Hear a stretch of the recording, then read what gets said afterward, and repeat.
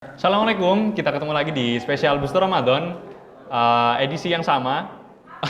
Salah bukannya. Ironi di bulan suci.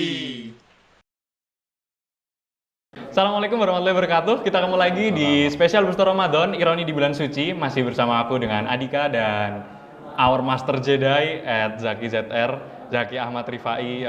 Ya, forget it lah. Jadi hari ini kita mau bahas ironi apaan ya? Apa? Bahas sahur. Kita mau bahas sahur. Sahur lagi ya, tapi bukan yang taur. Bukan yang tawur, kita bukan bahas yang tawur. Kali ini sahurnya mungkin lebih cocok konteksnya di rumah sih. Jadi sahurnya kebanyakan, masih ngantuk, bikin ngantuk malah, terus jadinya dia tidur. Oh, terus gitu. kebablasan sholat subuh. Nah itu gimana mas? Padahal sama aja sebenarnya bahasannya kayak yang tadi gitu loh. Timnya kenapa sih nggak tema ini? Ya udah, sebenarnya gimana sih mas gitu, memanage sahur yang bener biar Kasian. nggak tidur habis sahur. Nah. Biar nggak tidur. Salah, di rumah salah. Iya tak. Gak usah sahur sekali. Kemarin kita bahas sahur yang di luar ya. Sekarang yang di rumah nih.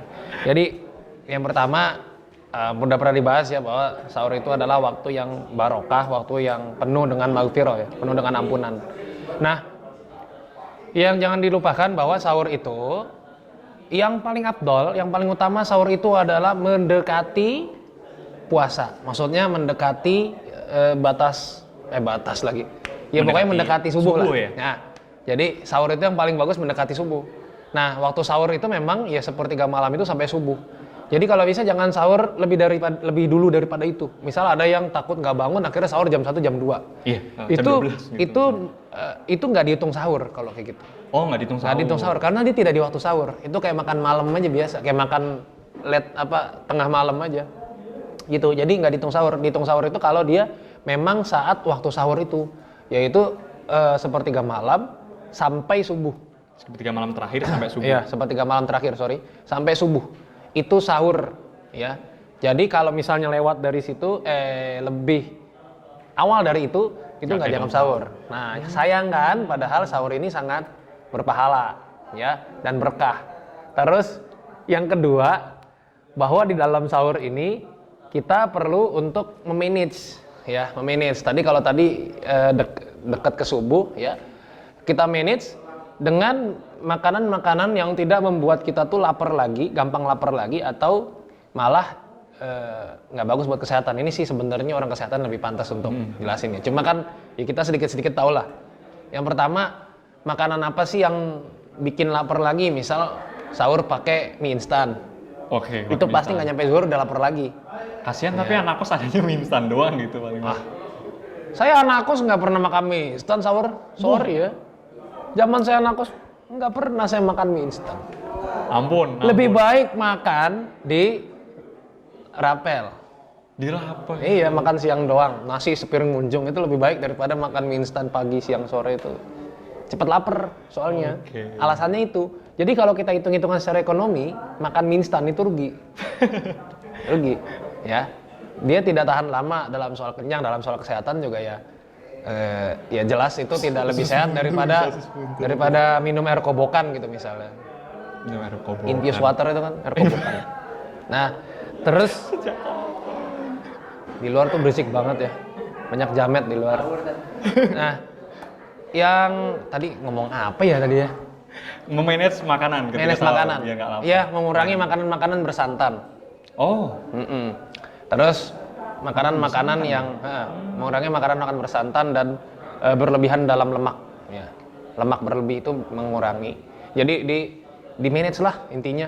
Dan memang sahur itu juga bukan ajang buat makan banyak ya. Ngumpulin cadangan banyak orang pikirnya kan gitu ada masih ya. Nah terus kurangi makan malam kalau saya sih supaya sahurnya maksimal.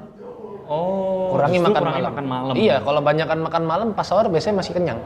Oh biar lapar sekalian makan pas sahur. Gitu. Terus jadi, puasanya. nah karena kurangi makan malam itu juga, maka kurangi juga tidur lebih malam. Nah biasanya kan kita habis tarawih, ya husnuzon ya. Teman-teman habis tarawih, tilawah segala macam itu baru selesai jam 10 lah, katakanlah seperti itu. Dia tidur aja habis itu. Gitu. Jadi jangan dibanyakin makannya. Kalau mau dibanyakin, kalau mau agak lapar ternyata jam segitu mendingan minum, banyakin minum aja. Dan minum jangan minum air dingin. Air biasa. Minum air dingin. Ya. Oh iya. Minum iya, aja, iya. banyakin minum, udah agak kembung, udah tidur. Gitu itu lebih baik daripada makan. Oke, ini Karena bagus ini. makan kebanyakan terus tidur, ini banyak banget nanti penyakit yang datang nih. Ya termasuk asam lambung, termasuk apa ya? Ya penyakit-penyakit ini ya, penyakit-penyakit pencernaan, tenggorokan dan seterusnya itu bisa nggak bagus. Nah termasuk pas kita juga habis sahur, biasanya habis sahur itu ngantuk. Masih ngantuk. Iya. Nah tadi Kendala cara siang juga untuk gitu. mengantisipasi supaya habis sahur nggak ngantuk dan ketiduran nunggu subuh, maka sahurnya tadi dipepetin ke subuh. Dipepetin ke subuh. Gimana kalau imsak? Imsak itu Oh, iya. Bener. bukan waktu kita berpuasa. Jadi saat imsak itu diadakan. Imsak itu bukan wajib ya. Artinya terus pas imsak kita nggak minum Nggak lagi. minum. Nggak. Orang biasanya gitu kan, Mas. Iya. Imsak itu cuma sebagai lampu kuning supaya kita tidak bablas masih sahur, masih makan pas adzan. Karena imsak itu kan 10 menit sebelum adzan subuh. Jadi Nah, ngasih tahu ya peringatan kasih tahu. gitu. Oh. Jadi masih makan pas imsak nggak masalah. Nah, justru kalau saya pribadi, justru kadang sahurnya pas imsak. Nih 10 menit, karena saya tahu saya makan paling 5 menit gitu. Ya, terus Cepet. makan, terus minum dibanyakin, udah berhenti. Iya. Nggak lama setelah itu adzan subuh. Jadi kita nggak ada kesempatan buat tidur tuh. Nah, tantangannya lagi habis subuh, apakah Jangan tidur lagi. atau Iya. Nah, jadi saran saya buat teman-teman semua yang bekerja atau beraktivitas pada pagi harinya, itu baiknya memang tidurnya yang dicepetin. Maksudnya pas malamnya tidurnya dicepetin. Tidur lebih awal ya. Tidur lebih awal, ya, tidur lebih awal supaya paginya nggak ngantuk. Nah, karena untuk nunggu ngantuk pas habis subuh itu emang berat sih, emang berat banget. Makanya itu Kasur menggoda gitu kan. Iya. jadi habis subuh ya langsung dipaksakan ya. Dipaksakan kalau yang belum terbiasa. Kalau yang terbiasa ya alhamdulillah. Tapi kalau yang belum terbiasa paksakan untuk zikir pagi dan aktivitas gitu ya, Mas. ya? dan baca Quran Syukuran. ya. Atau dan setelah itu bisa misalnya belum mandi ya. Misalnya Biar belum seger ya, nggak bisa biar mandi nggak ngantuk sebelum subuh ya mandi setelah itulah. Jadi jangan sampai tidur. Karena tadi balik lagi ke masalah tidur setelah makan setelah tidur. Itu nanti bahaya bagi kesehatan dan juga akan mengganggu puasa kita. Akan mengganggu puasa kita dalam seharian itu atau besokannya dan seterusnya. Mungkin aku mau nyinggung lagi soal ini sih, Mas, soal mengakhirkan sahur tadi itu. Nah, ada orang tuh mengakhirkan sahur tapi pilih, misal di kampungnya ada 5 masjid, pilih yang adzannya paling terakhir. Nah, dia baru selesai pas adzannya paling terakhir. Itu bener nggak sih, Mas, kayak gitu? Nah, itu sebenarnya jatuhnya bukan adzan ya yang bikin kita dimulai puasa, tapi adalah waktu. Waktu. Ya. Jadi kalau kalau Allah itu menerangkan kepada kita itu di surat Al-Baqarah itu ya, ayat-ayat tentang puasa itu ya salah satunya adalah sampai jelas mana benang putih dan mana benang hitam. Benang putih. Jadi artinya bukan adzan subuh, tapi waktu di mana betul-betul sudah masuk waktu subuh itu. Gitu. Jadi pas waktu masuk subuh itulah kita tidak boleh makan dan minum lagi. Jadi bukan adzan patokannya. Bukan adzan patokannya. Bukan. Cuma kan susah ngelihatnya ini polusi cahaya gitu. Jadi mending hati-hati pilih adzan yang paling awal udah nggak makan nggak minum lagi. Iya, zaman sekarang kan udah maju. Iya. Kalau udah bisa nonton video ini pasti udah punya aplikasi waktu sholat. Anda tidak mungkin di hutan Iya. Amazon gitu kan. Kalau udah bisa nonton video ini nggak mungkin dia nggak punya aplikasi waktu sholat. Ya. Bahkan punya aplikasi waktu sholat aja nggak tanpa internet dia ada ting Oh gitu. iya, ada remindernya sih. Kalau Bener, ada, ya yang jelas pasti kita harus sudah tahu Punya kapan. sih. Yang jelas sih itu kan zaman Nabi tuh belum ada alarm, belum ada apa, belum ada lampu juga terbatas gitu. Maksudnya Nabi itu jelas hitam atau putihnya itu maksudnya adalah itu sudah mulai ada cahaya. Gitu. Kan Di subuh langit itu kan kelihatan. subuh itu kan sudah mulai fajar gitu, seperti itu.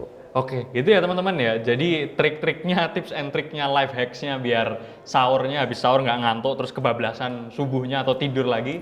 Tadi itu dari ahli gizi kita, wah Zaki Ahmad gizi. Rifai, spesialis gizi Ahli gizi yang kesehatan kurang gitu. gizi.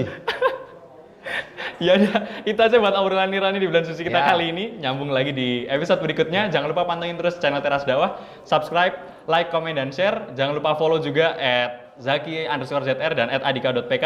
Terima kasih. Assalamualaikum warahmatullahi wabarakatuh. Waalaikumsalam.